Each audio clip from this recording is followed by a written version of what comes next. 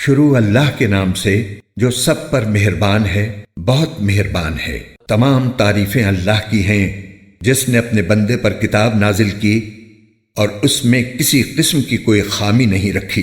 ایک سیدھی سیدھی کتاب جو اس نے اس لیے نازل کی ہے کہ لوگوں کو اپنی طرف سے ایک سخت عذاب سے آگاہ کرے، اور جو مومن نیک عمل کرتے ہیں ان کو خوشخبری دے کہ ان کو بہترین اجر ملنے والا ہے جس میں وہ ہمیشہ ہمیشہ رہیں گے، اور تاکہ ان لوگوں کو متنبہ کرے جو یہ کہتے ہیں کہ اللہ نے کوئی بیٹا بنا رکھا ہے۔ اس بات کا کوئی علمی ثبوت نہ خود ان کے پاس ہے نہ ان کے باپ دادوں کے پاس تھا۔ بڑی سنگین بات ہے جو ان کے منہ سے نکل رہی ہے۔ جو کچھ وہ کہہ رہے ہیں وہ جھوٹ کے سوا کچھ نہیں۔ اب اے پیغمبر، اگر لوگ قرآن کی اس بات پر ایمان نہ لائیں تو ایسا لگتا ہے جیسے تم افسوس کر کر کے ان کے پیچھے اپنی جان کو گھلا بیٹھو گے۔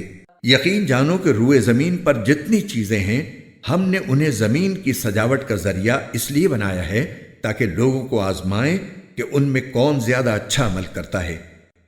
اور یہ بھی یقین رکھو کہ روئے زمین پر جو کچھ ہے ایک دن ہم اسے ایک سپاٹ میدان بنا دیں گے۔ کیا تمہارا یہ خیال ہے کہ غار اور رقیم والے لوگ ہماری نشانیوں میں سے کچھ زیادہ عجیب چیز تھے؟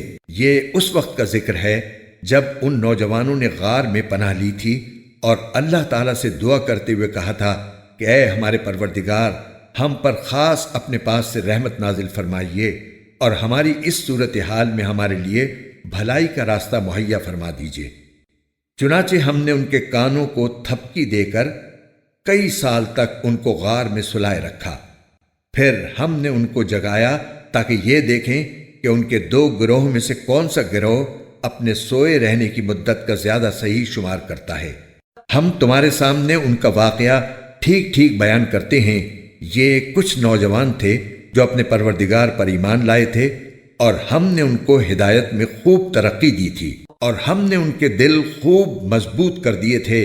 یہ اس وقت کا ذکر ہے جب وہ اٹھے اور انہوں نے کہا کہ ہمارا پروردگار وہ ہے جو تمام آسمانوں اور زمین کا مالک ہے، ہم اس کے سوا کسی کو معبود بنا کر ہرگز نہیں پکاریں گے۔ اگر ہم ایسا کریں گے تو ہم یقیناً انتہائی لغو بات کہیں گے۔ یہ ہماری قوم کے لوگ ہیں جنہوں نے اس پروردگار کو چھوڑ کر دوسرے معبود بنا رکھے ہیں۔ اگر ان کا عقیدہ صحیح ہے تو وہ اپنے معبودوں کے ثبوت میں کوئی واضح دلیل کیوں پیش نہیں کرتے؟ بھلا اس شخص سے زیادہ ظالم کون ہوگا جو اللہ پر جھوٹ باندھے؟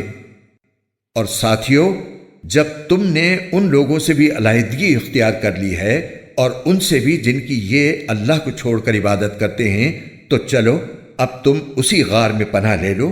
تمہارا پروردگار تمہارے لیے اپنا دامن رحمت پھیلا دے گا اور تمہارے کام میں آسانی کے اسباب مہیا فرمائے گا۔ اور وہ غار ایسا تھا کہ تم سورج کو نکلتے وقت دیکھتے تو وہ ان کے غار سے دائیں طرف ہٹ کر نکل جاتا، اور جب غروب ہوتا تو ان سے بائیں طرف کترا کر چلا جاتا، اور وہ اس غار کے ایک کشادہ حصے میں سوئے ہوئے تھے۔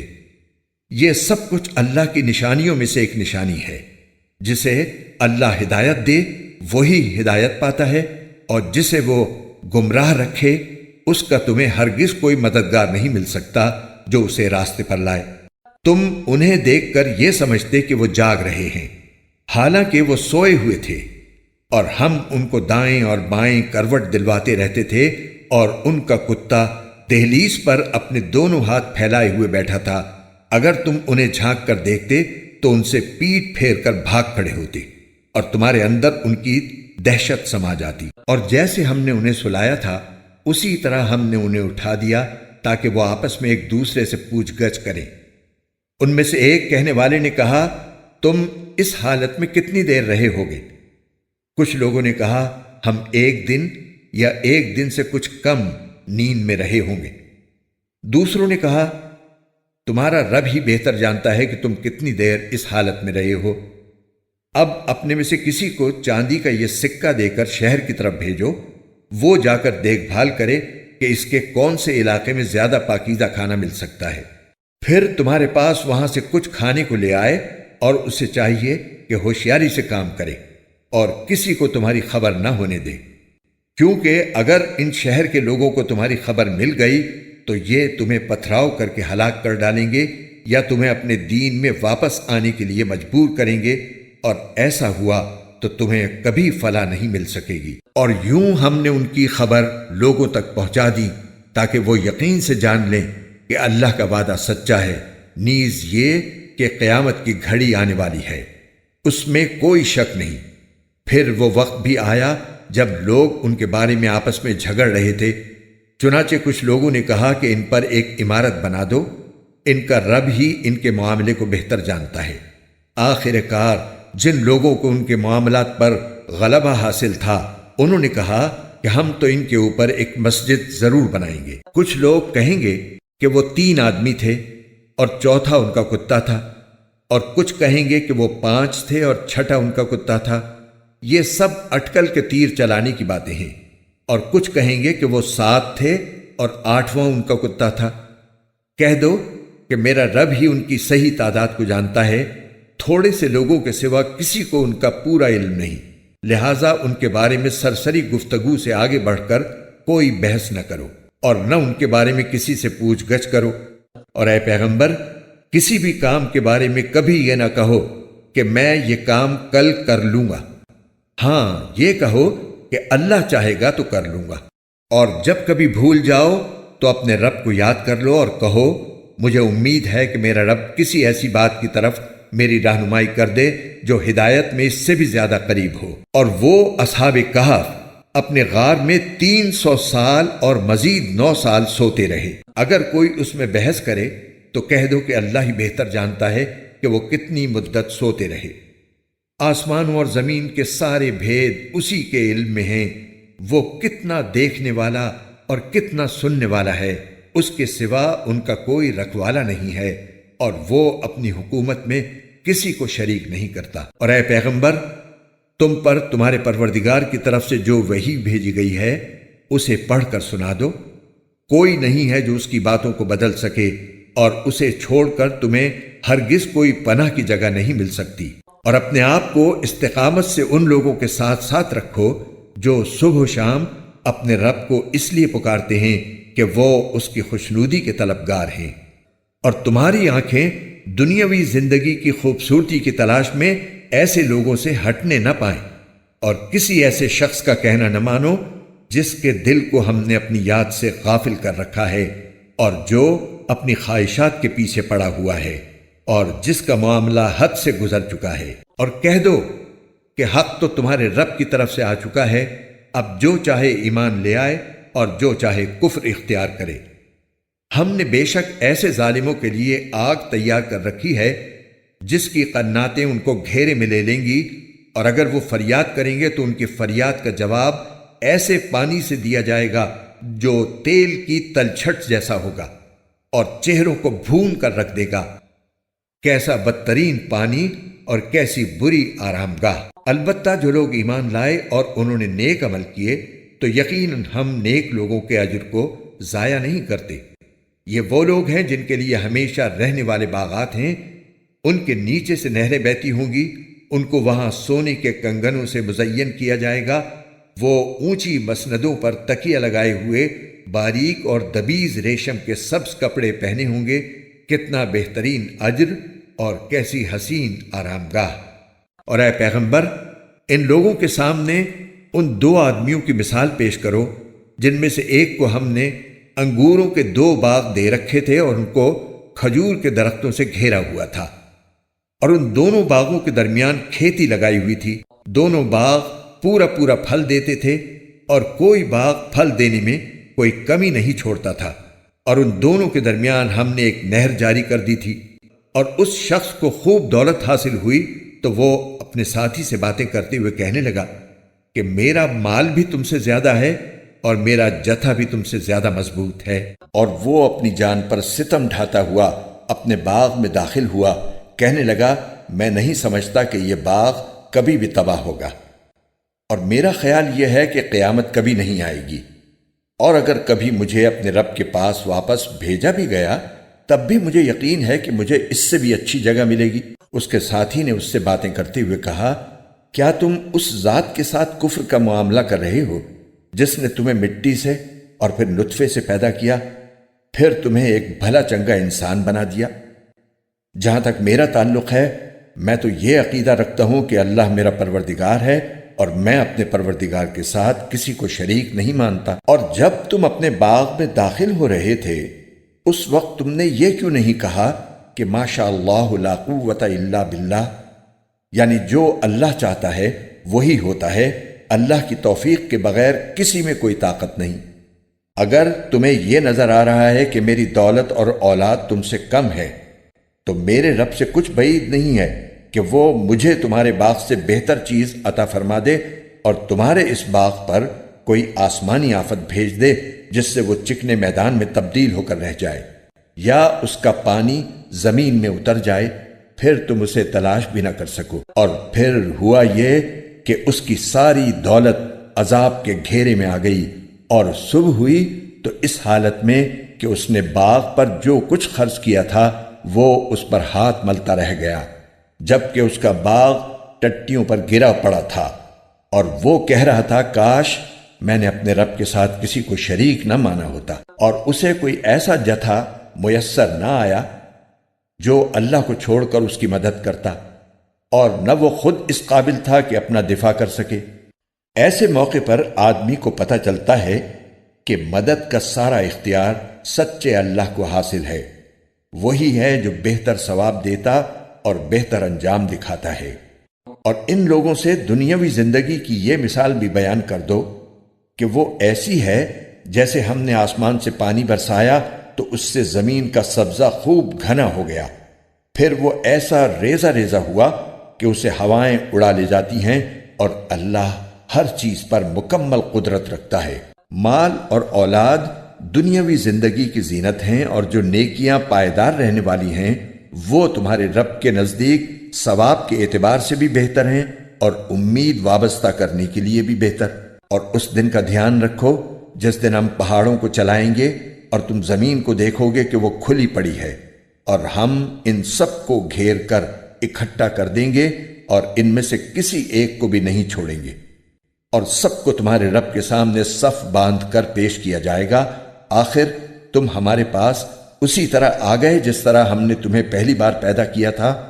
اس کے برعکس تمہارا دعویٰ یہ تھا کہ ہم تمہارے لیے یہ مقرر وقت کبھی نہیں لائیں گے، اور اعمال کی کتاب سامنے رکھ دی جائے گی، چنانچہ تم مجرموں کو دیکھو گے کہ وہ اس کے مندرجات سے خوف زدہ ہیں اور کہہ رہے ہیں کہ ہائے ہماری بربادی، یہ کیسی کتاب ہے جس نے ہمارا کوئی چھوٹا بڑا عمل ایسا نہیں چھوڑا جس کا پورا احاطہ نہ کر لیا ہو، اور وہ اپنا سارا کیا دھرا اپنے سامنے موجود پائیں گے، اور تمہارا پروردگار کسی پر کوئی ظلم نہیں کرے گا۔ اور وہ وقت یاد کرو جب ہم نے فرشتوں سے کہا تھا کہ آدم کے آگے سجدہ کرو، چنانچہ سب نے سجدہ کیا سوائے ابلیس کے، وہ جنات میں سے تھا، چنانچہ اس نے اپنے رب کے حکم کی نافرمانی کی۔ کیا پھر بھی تم میرے بجائے اسے اور اس کی ذریت کو اپنا رکھوالا بناتے ہو، حالانکہ وہ سب تمہارے دشمن ہیں؟ اللہ تعالیٰ کا کتنا برا متبادل ہے جو ظالموں کو ملا ہے۔ میں نے نہ آسمانوں اور زمین کی تخلیق کے وقت ان کو حاضر کیا تھا، نہ خود ان کو پیدا کرتے وقت، اور میں ایسا نہیں ہوں کہ گمراہ کرنے والوں کو دست و بازو بناؤں۔ اور اس دن کا دھیان کرو جب اللہ ان مشرکوں سے کہے گا کہ ذرا پکارو ان کو جنہیں تم نے میری خدائی میں شریک سمجھ رکھا تھا، چنانچہ وہ پکاریں گے لیکن وہ ان کو کوئی جواب نہیں دیں گے، اور ہم ان کے درمیان ایک مہلک آڑ حائل کر دیں گے، اور مجرم لوگ آگ کو دیکھیں گے تو سمجھ جائیں گے کہ انہیں اسی میں گرنا ہے، اور اس سے بچ نکلنے کا کوئی راستہ نہیں پائیں گے۔ اور ہم نے لوگوں کے فائدے کے لیے اس قرآن میں طرح طرح سے ہر قسم کے مضامین بیان کیے ہیں، اور انسان ہے کہ جھگڑا کرنے میں ہر چیز سے بڑھ گیا ہے۔ اور جب لوگوں کے پاس ہدایت آ چکی تو اب انہیں ایمان لانے اور اپنے رب سے معافی مانگنے سے اس مطالبے کے سوا کوئی اور چیز نہیں روک رہی کہ ان کے ساتھ بھی پچھلے لوگوں جیسے واقعات پیش آ جائیں یا عذاب ان کے بالکل سامنے آ کھڑا ہو۔ اور ہم پیغمبروں کو صرف اس لیے بھیجتے ہیں کہ وہ مومنوں کو خوشخبری دیں اور کافروں کو عذاب سے متنبہ کریں۔ اور جن لوگوں نے کفر اپنا لیا ہے وہ باطل کا سہارا لے کر جھگڑا کرتے ہیں تاکہ اس کے ذریعے حق کو ڈگمگا دیں، اور انہوں نے میری آیتوں کو اور انہیں جو تنبیہ کی گئی تھی اس کو مذاق بنا رکھا ہے۔ اور اس شخص سے بڑھ کر ظالم کون ہوگا جسے اس کے رب کی آیتوں کے حوالے سے نصیحت کی جائے تو وہ ان سے منہ موڑ لے اور اپنے ہاتھوں کے کرتوت کو بھلا بیٹھے۔ حقیقت یہ ہے کہ ہم نے ان لوگوں کے کرتوت کی وجہ سے ان کے دلوں پر غلاف چڑھا دی ہے، جن کی وجہ سے وہ اس قرآن کو نہیں سمجھتے، اور ان کے کانوں میں ڈانٹ لگا دی ہے۔ اور اگر تم انہیں ہدایت کی طرف بلاؤ تب بھی وہ صحیح راستے پر ہرگز نہیں آئیں گے۔ اور تمہارا پروردگار بہت بخشنے والا، بڑا رحمت والا ہے۔ جو کمائی انہوں نے کی ہے، اگر وہ اس کی وجہ سے انہیں پکڑنے پر آتا تو ان کو جلد ہی عذاب دے دیتا، لیکن ان کے لیے ایک وقت مقرر ہے جس سے بچنے کے لیے انہیں کوئی پناہ گاہ نہیں ملے گی۔ یہ ساری بستیاں تمہارے سامنے ہیں۔ جب انہوں نے ظلم کی روش اپنائی تو ہم نے ان کو ہلاک کر ڈالا، اور ان کی ہلاکت کے لیے بھی ہم نے ایک وقت مقرر کیا ہوا تھا۔ اور اس وقت کا ذکر سنو جب موسیٰ نے اپنے نوجوان شاگرد سے کہا تھا کہ میں اس وقت تک اپنا سفر جاری رکھوں گا جب تک 2 سمندروں کے سنگم پر نہ پہنچ جاؤں، ورنہ برسوں چلتا رہوں گا۔ چنانچہ جب وہ ان کے سنگم پر پہنچے تو دونوں اپنی مچھلی کو بھول گئے، اور اس نے سمندر میں ایک سرنگ کی طرح کا راستہ بنا لیا۔ پھر جب دونوں آگے نکل گئے تو موسیٰ نے اپنے نوجوان سے کہا کہ ہمارا ناشتہ لاؤ۔ سچی بات یہ ہے کہ ہمیں اس سفر میں بڑی تھکاوٹ لاحق ہو گئی ہے۔ اس نے کہا، بھلا بتائیے۔ عجیب قصہ ہو گیا۔ جب ہم اس چٹان پر ٹھہرے تھے تو میں مچھلی کا آپ سے ذکر کرنا بھول گیا، اور شیطان کے سوا کوئی نہیں ہے جس نے مجھ سے اس کا تذکرہ کرنا بھلایا ہو، اور اس مچھلی نے تو بڑے عجیب طریقے پر دریا میں اپنی راہ لے لی تھی۔ موسیٰ نے کہا، اس بات کی تو ہمیں تلاش تھی۔ چنانچہ دونوں اپنے قدموں کے نشان دیکھتے ہوئے واپس لوٹے۔ تب انہیں ہمارے بندوں میں سے ایک بندہ ملا جس کو ہم نے اپنی خصوصی رحمت سے نوازا تھا اور خاص اپنی طرف سے ایک علم سکھایا تھا۔ موسیٰ نے ان سے کہا، کیا میں آپ کے ساتھ اس غرض سے رہ سکتا ہوں کہ آپ کو بھلائی کا جو علم عطا ہوا ہے اس کا کچھ حصہ مجھے بھی سکھا دیں؟ انہوں نے کہا، مجھے یقین ہے کہ آپ میرے ساتھ رہنے پر صبر نہیں کر سکیں گے، اور جن باتوں کی آپ کو پوری واقفیت نہیں ہے ان پر آپ صبر کر بھی کیسے سکتے ہیں؟ موسیٰ نے کہا، انشاءاللہ آپ مجھے صابر پائیں گے، اور میں آپ کے کسی حکم کی خلاف ورزی نہیں کروں گا۔ انہوں نے کہا، اچھا، اگر آپ میرے ساتھ چلتے ہیں تو جب تک میں خود ہی آپ سے کسی بات کا تذکرہ شروع نہ کروں آپ مجھ سے کسی بھی چیز کے بارے میں سوال نہ کریں۔ چنانچہ دونوں روانہ ہو گئے، یہاں تک کہ جب دونوں ایک کشتی میں سوار ہوئے تو ان صاحب نے کشتی میں چھید کر دیا۔ موسیٰ بولے، ارے کیا آپ نے اس میں چھید کر دیا تاکہ سارے کشتی والوں کو ڈبو ڈالیں؟ یہ تو آپ نے بڑا خوفناک کام کیا۔ انہوں نے کہا، کیا میں نے نہیں کہا تھا کہ آپ میرے ساتھ رہ کر صبر نہیں کر سکیں گے؟ موسیٰ نے کہا، مجھ سے جو بھول ہو گئی اس پر میری گرفت نہ کیجیے اور میرے کام کو زیادہ مشکل نہ بنائیے۔ وہ دونوں پھر روانہ ہو گئے، یہاں تک کہ ان کی ملاقات ایک لڑکے سے ہوئی تو ان صاحب نے اسے قتل کر ڈالا۔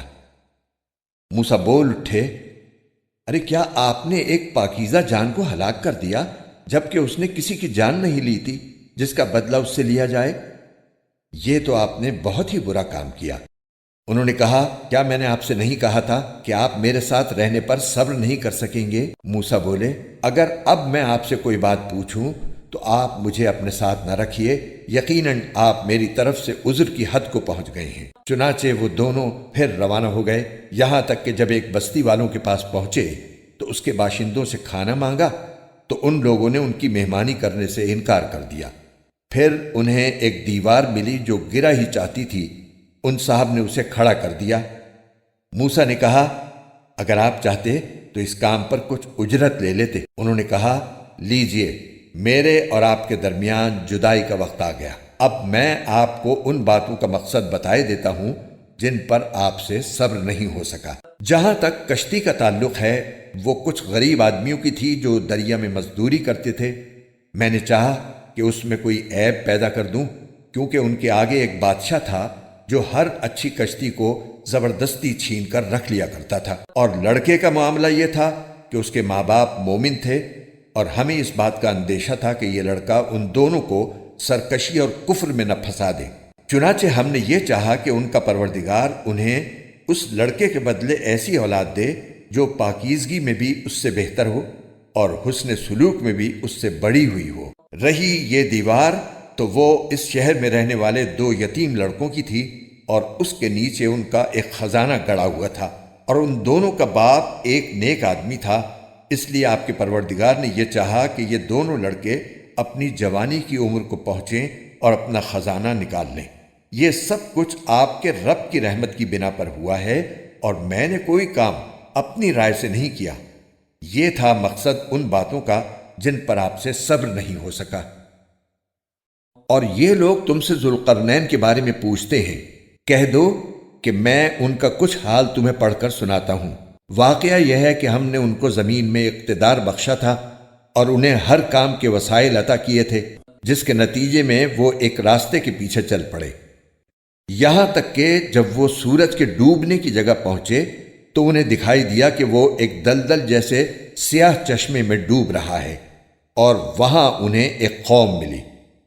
ہم نے ان سے کہا، اے ذوالقرنین، تمہارے پاس 2 راستے ہیں، یا تو ان لوگوں کو سزا دو یا پھر ان کے معاملے میں اچھا رویہ اختیار کرو۔ انہوں نے کہا، ان میں سے جو کوئی ظلم کا راستہ اختیار کرے گا اسے تو ہم سزا دیں گے، پھر اسے اپنے رب کے پاس پہنچا دیا جائے گا اور وہ اسے سخت عذاب دے گا۔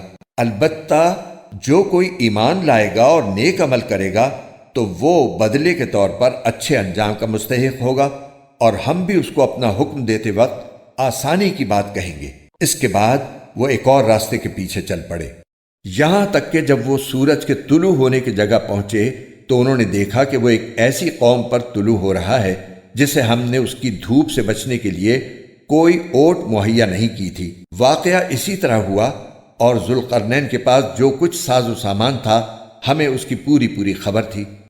اس کے بعد وہ ایک اور راستے کے پیچھے چل پڑے، یہاں تک کہ جب وہ 2 پہاڑوں کے درمیان پہنچے تو انہیں ان پہاڑوں سے پہلے کچھ لوگ ملے جن کے بارے میں ایسا لگتا تھا کہ وہ کوئی بات نہیں سمجھتے۔ انہوں نے کہا، اے ذوالقرنین، یاجوج اور ماجوج اس زمین میں فساد پھیلانے والے لوگ ہیں، تو کیا ہم آپ کو کچھ مال کی پیشکش کر سکتے ہیں جس کے بدلے آپ ہمارے اور ان کے درمیان کوئی دیوار بنا دیں؟ ذوالقرنین نے کہا، اللہ نے مجھے جو اقتدار عطا فرمایا ہے وہی میرے لیے بہتر ہے، لہٰذا تم لوگ ہاتھ پاؤں کی طاقت سے میری مدد کرو تو میں تمہارے اور ان کے درمیان ایک مضبوط دیوار بنا دوں گا۔ مجھے لوہے کی چادریں لا دو۔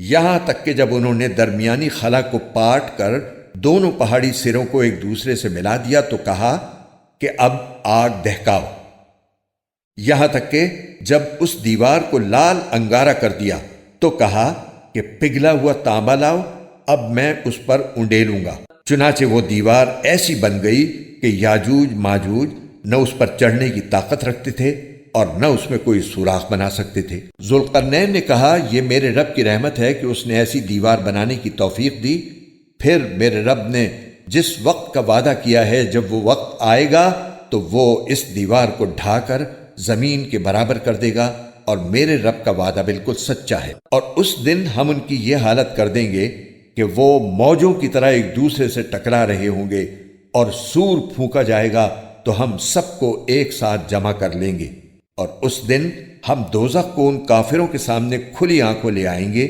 جن کی آنکھوں پر دنیا میں میری نصیحت کی طرف سے پردہ پڑا ہوا تھا اور جو سننے کی صلاحیت نہیں رکھتے تھے۔ جن لوگوں نے کفر اپنا لیا ہے، کیا وہ پھر بھی یہ سمجھتے ہیں کہ مجھے چھوڑ کر میرے ہی بندوں کو اپنا رکھوالا بنائیں گے؟ یقین رکھو کہ ہم نے ایسے کافروں کی مہمانی کے لیے دوزخ تیار کر رکھی ہے۔ کہہ دو کہ کیا ہم تمہیں بتائیں کہ کون لوگ ہیں جو اپنے اعمال میں سب سے زیادہ ناکام ہیں؟ یہ وہ لوگ ہیں کہ دنیاوی زندگی میں ان کی ساری دوڑ دھوپ سیدھے راستے سے بھٹکی رہی اور وہ سمجھتے رہے کہ وہ بہت اچھا کام کر رہے ہیں۔ یہ وہی لوگ ہیں جنہوں نے اپنے مالک کی آیتوں کا اور اس کے سامنے پیش ہونے کا انکار کیا، اس لیے ان کا سارا کیا دھرا غارت ہو گیا۔ چنانچہ قیامت کے دن ہم ان کا کوئی وزن شمار نہیں کریں گے۔ یہ ہے جہنم کی شکل میں ان کی سزا، کیونکہ انہوں نے کفر کی روش اختیار کی تھی اور میری آیتوں اور میرے پیغمبروں کا مذاق بنایا تھا۔ دوسری طرف جو لوگ ایمان لائے ہیں اور جنہوں نے نیک عمل کیے ہیں، ان کی مہمانی کے لیے بے شک فردوس کے باغ ہوں گے جن میں وہ ہمیشہ رہیں گے، اور وہ وہاں سے کہیں اور جانا نہیں چاہیں گے۔ اے پیغمبر، لوگوں سے کہہ دو کہ اگر میرے رب کی باتیں لکھنے کے لیے سمندر روشنائی بن جائے تو میرے رب کی باتیں ختم نہیں ہوں گی کہ اس سے پہلے سمندر ختم ہو چکا ہوگا، چاہے اس سمندر کی کمی پوری کرنے کے لیے ہم ویسا ہی ایک اور سمندر کیوں نہ لے آئیں۔ کہہ دو کہ میں تو تم ہی جیسا ایک انسان ہوں، البتہ مجھ پر یہ وحی آتی ہے کہ تم سب کا اللہ بس ایک اللہ ہے، لہٰذا جس کسی کو اپنے مالک سے جا ملنے کی امید ہو اسے چاہیے کہ وہ نیک عمل کرے اور اپنے مالک کی عبادت میں کسی اور کو شریک نہ ٹھہرائے۔